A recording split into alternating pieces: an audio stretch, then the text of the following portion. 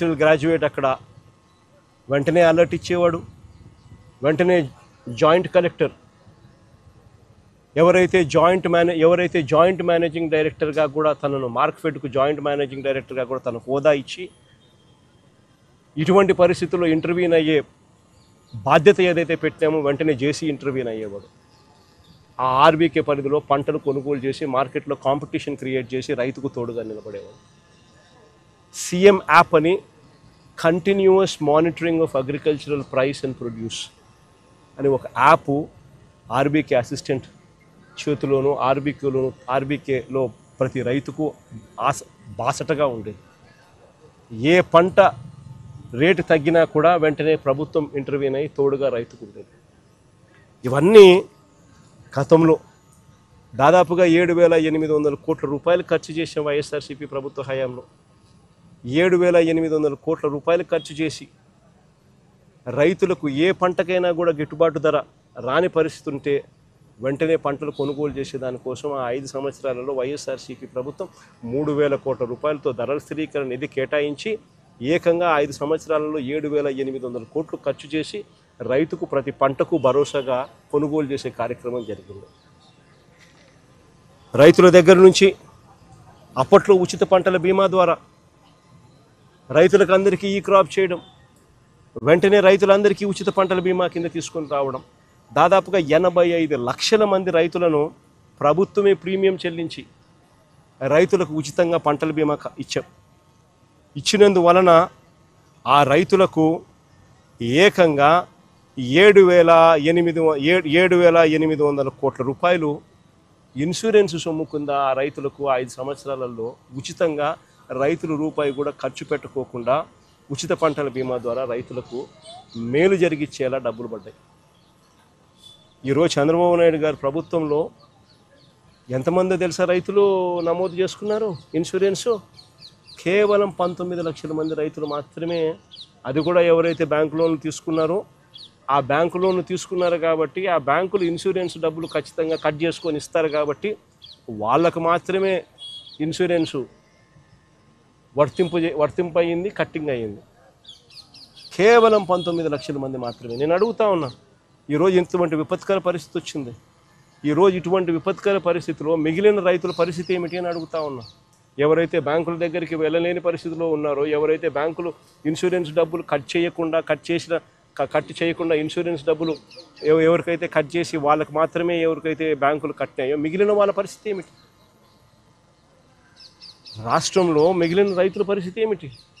ఉచిత పంటల బీమా తీసేయడం అన్నది అన్నిటికన్నా దారుణం కాదా అని అడుగుతా ఉన్నాం. ఈరోజు ఈ పొలానికి వచ్చినాం. ఈ పొలంలో ఉన్న రైతన్నను ఆశ్చర్యం కలిగించే విషయాలు చెప్తా ఉన్నాడు. ఈ రైతన్నను అడిగే, అన్న మీ పంటలేకి మీ పొలంలోకి ఎవరైనా ఎన్యూమరేషన్ చేయడానికి ఎవరైనా వచ్చారా అని. ఈ రైతులే కాదు, ఎక్కడ రాష్ట్రంలో ఉన్న ఏ రైతుని అడిగినా కూడా అన్న ఎవరి పొలంలోకి కూడా ఏ రైతు దగ్గరికి కూడా పొలంలోకి ఎవరు కూడా ఎన్యూమరేషన్కు రాలేదన్నా అన్న మాట వినిపిస్తుంది. ఆశ్చర్యం ఏమిటో తెలుసా? ఇది కృష్ణా కలెక్టర్ ఇచ్చిన ప్రొసీడింగ్స్ 30వ తారీఖు డేటు, అక్టోబర్ 30వ తారీఖు డేటు, కృష్ణా కలెక్టర్ ఇచ్చిన ప్రొసీడింగ్స్. ఈ ప్రొసీడింగ్స్లో కృష్ణా కలెక్టర్ ఏమంటాడు తెలుసా?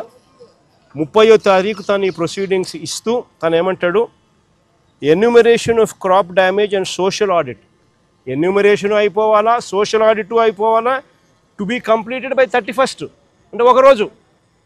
30వ తేదీ ప్రొసీడింగ్స్ ఇస్తాడు, 31వ తారీఖు కల్లా సోషల్ ఆడిట్ అయిపోవాలా, ఎన్యూమరేషన్ అయిపోవాలంటాడు ఒక రోజులో. Enumeration of crop damage and social audit should be completed by 31/10/2025 and any grievances shall be redressed immediately. ఒక రోజు టైము. ఆశ్చర్యం కలిగించే విషయం ఏం తెలుసా? ఇక్కడ ఇంకొక పారాగ్రాఫ్ రాస్తారు. ఇంకొక పారాగ్రాఫ్ ఏమని రాస్తారు తెలుసా? District agricultural officer Machilipatnam or before 31/10/2025 without fail చేయాలా. The concern mandal agriculture officer sending list after the above deadline will invite action.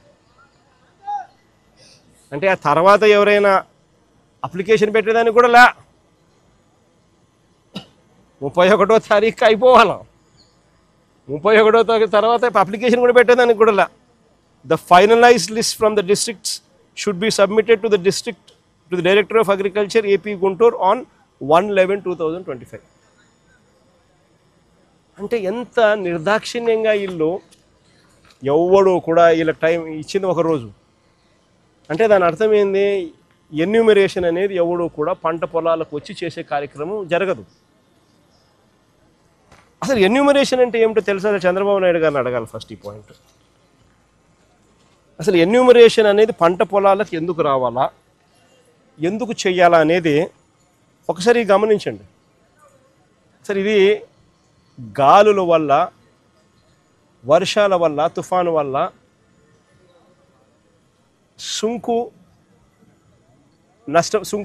Sunku విరిగిపోయిన ధాన్యం ఎన్యూమరేషన్ చేసేటప్పుడు ఏ అధికారైనా కూడా ఫస్ట్ పొలంలో అడుగు పెట్టాలి, పెట్టి చూడాలి సుంకు విరిగిపోయిందా, సుంకు విరిగిపోలేదా. ఎన్యూమరేషన్ ప్రక్రియలో భాగంగా రాయాల. ఎందుకంటే సుంకు విరిగిపోతే తర్వాత ఇది పాలు పోసుకునే పరిస్థితి ఉండదు. తర్వాత జర్మినేషన్ ప్రాసెస్ ఆగిపోతుంది.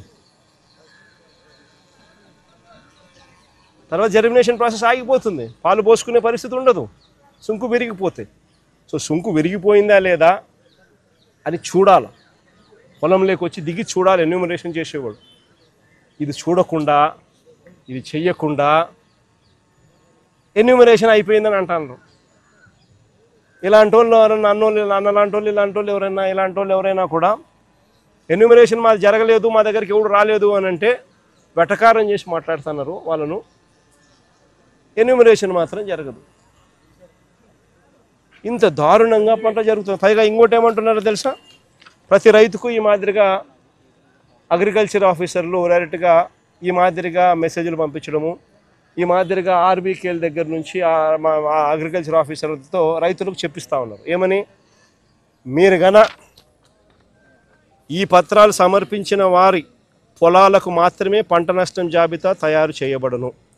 ఆఖరి తేదీ అక్టోబర్ 31వ తేదీ కావున శుక్రవారం మధ్యాహ్నం 3 గంటల లోపు తీసుకొచ్చి ఈ డాక్యుమెంట్లు మాత్రమే స్వీకరించబడతాయి. తర్వాత ఇచ్చిన డాక్యుమెంట్లను తీసుకోబడవు అని ఒకవైపున మెసేజు. రెండో వైపున, దయచేసి రైతులందరూ గమనించగలరు, ఇప్పుడు పంట నష్టం చేయించిన రైతులకి తర్వాత ధాన్యం రైతు సేవా కేంద్రం కొనుగోలు చేయబడదు అని. అంటే ఈ ఇన్పుట్ సబ్సిడీ కానీ, ఈ నష్టం జరిగిందని కానీ ఎవడైనా కూడా రైతు అడిగితే వాళ్ళ ధాన్యం కొనుగోలు చేయరట తర్వాత. అంటే ఏం చెప్తా ఉన్నారు, ఎక్కడైనా కూడా ఏదైనా తుఫాను వచ్చినప్పుడు మనుషులకు మానవత్వం ఉండాలి. మానవత్వం అనేది ప్రభుత్వం ప్రదర్శించి తుఫాను వచ్చినప్పుడు, ఇంకోటి వచ్చినప్పుడు వాళ్ళకి ఇన్పుట్ సబ్సిడీ వచ్చేట్టుగా చేయాలి, వాళ్ళకి ఇన్సూరెన్స్ వచ్చేట్టుగా చేయాలి. ఈ రెండు రావడమే, రెండు ఇవ్వడమే కాకుండా, వచ్చేట్టుగా చేయడము ఇవ్వడమే కాకుండా వారి పంటలు కూడా కొనుగోలు చేసే కార్యక్రమం జరగాల.